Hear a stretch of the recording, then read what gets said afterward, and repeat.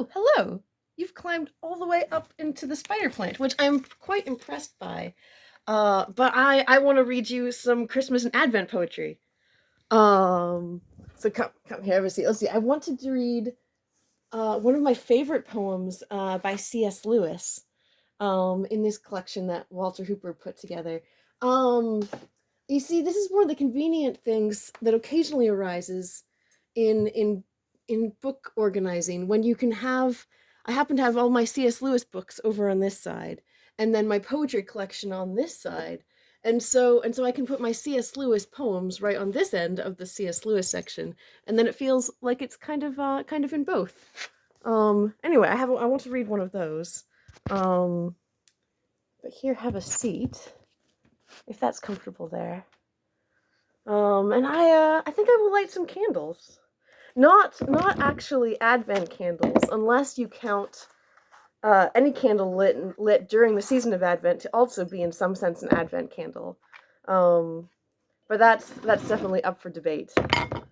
Like is Die Hard a Christmas movie if it takes place at Christmas? Um, might be. Okay. This one, it's burned down very far, so I have a strategy for how to get this one lit. Okay. We have a match. Yeah. I hope you're having a good Advent season. Oh, I think it's gonna go. Yep. Yeah. I have been having a relatively calm, sort of peaceful, reflective Advent, and oh wait, I would like to light these ones as well. And yeah, and looking forward to celebrating Christmas with my family in the coming week.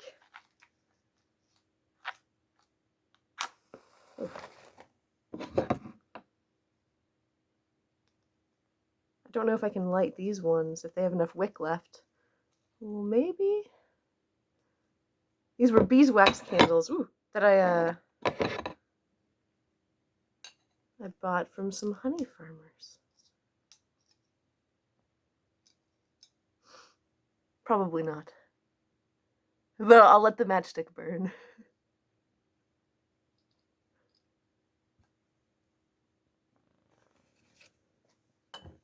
Oh, it's almost purring as it goes to smoke.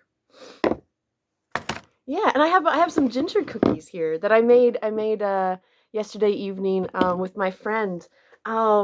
We no longer live in the same city. We became friends when we both lived in Toronto. But we're finding ways to keep up our keep building our friendship. We're both named Sarah, so we call each other by our last name. So I'm Emptage and she Pettigrew. And so around Christmas time, especially if we're not able to be together, we'll do a video call and each bake the same recipe, so that whichever one of us has the recipe um, nearest to hand can remind the other what the ingredients are.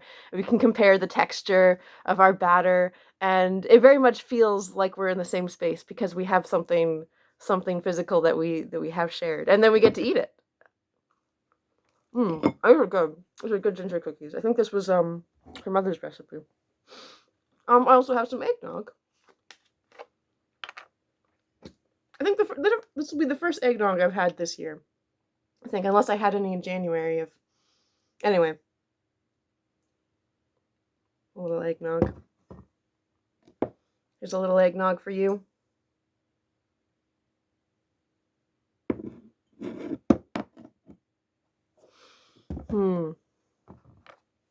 Cheers. All right. We'll get to this poem. This is, as I said, one of my favorite poems by C.S. Lewis. It's called "The Turn of the Tide."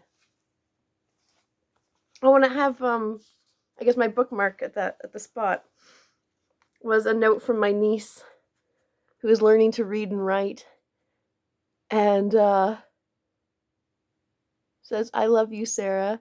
And in the orange writing, it's "To God be the glory."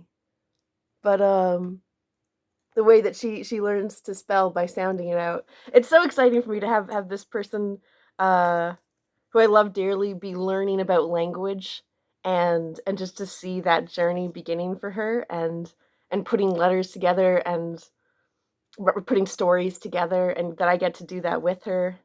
Um and yeah, she loves writing notes for people, and loves that people will like have them and hold them and keep onto them. So I told her that I put this in my book, and then whenever I found it again, I would read it again and be reminded.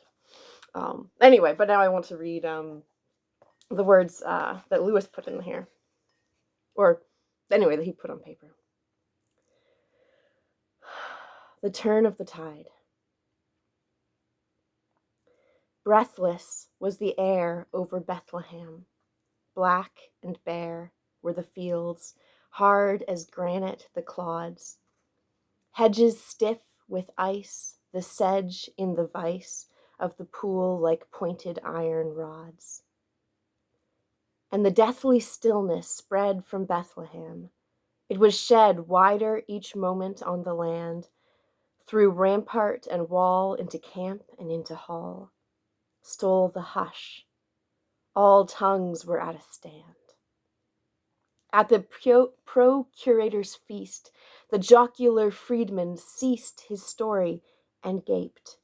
All were glum. Travelers at their beer in a tavern turned to hear the landlord. Their oracle was dumb. But the silence flowed forth to the islands and the north, and smoothed the unquiet river bars, and leveled out the waves from their reveling, and paved the sea with cold reflected stars. Where the Caesar on Palatine sat at ease to sign, without anger, signatures of death, there stole into his room, and on his soul a gloom, and his pen faltered, and his breath. Then to Carthage and the Gauls, past Parthia and the falls of Nile and Mount Amara it crept. The romp and war of beast in swamp and jungle ceased. The forest grew still as though it slept. So it ran about the girth of the planet. From the earth a signal, a warning went out, and away beyond the air. Her neighbors were aware of change. They were troubled with a doubt. Salamanders in the sun that brandish as they run tails like the Americas in size were stunned by it and dazed, wondering. They gazed up at earth, misgiving in their eyes. In houses and signs, Usiarchs divine grew pale and questioned what it meant.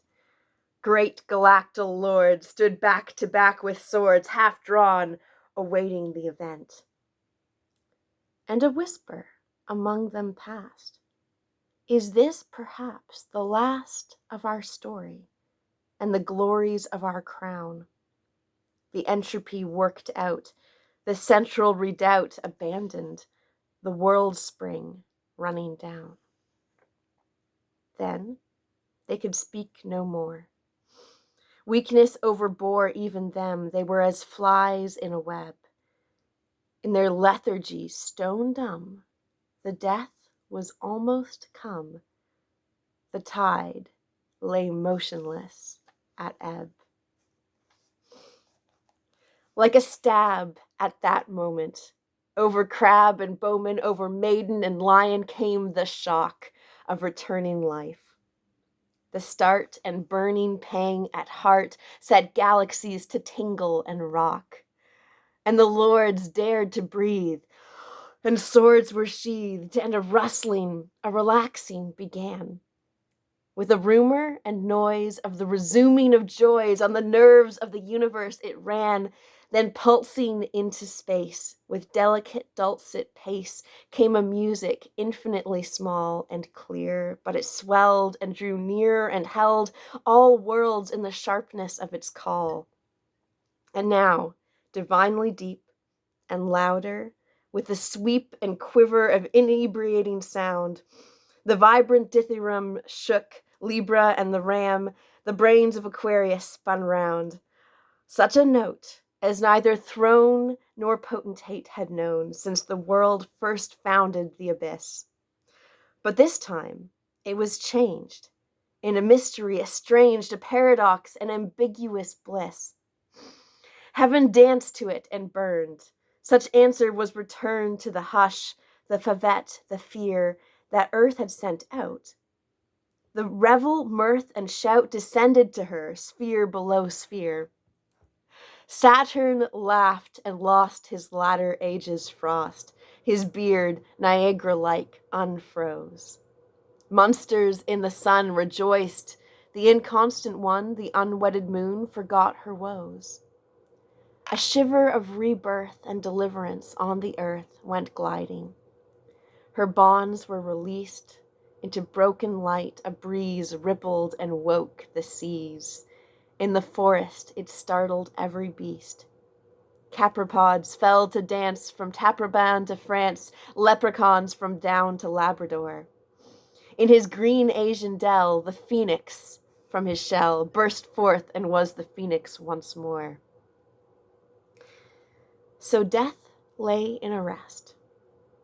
But at Bethlehem the blest, nothing greater could be heard than a dry wind in the thorn, the cry of one newborn, and cattle in the stall as they stirred. So I love that poem a lot. I love to revisit it every December. I almost just want to sit with that. I don't think I have any reflection to add to it, except that I hope that I pronounced some of the words correctly. I was definitely guessing. But I think it's good to read things aloud.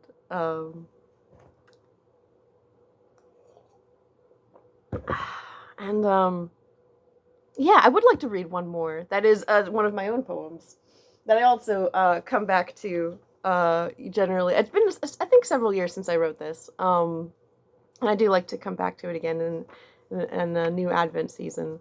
And I think in a way it can begin to mean more to me even than maybe I understood when I first wrote it. But this is a much shorter one, but one I would like to leave you with. I suppose it's just called Advent. I might come up with a better title for it eventually.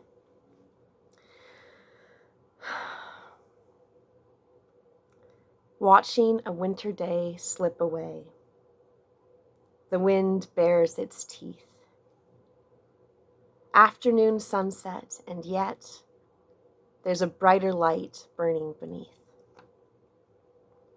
Advent is adventure. Anticipation of an unrivaled arrival, unraveling the earth. And I am glowing with the glory of this birth. So I'm wishing a very good Advent and a Merry Christmas to you. And cheers!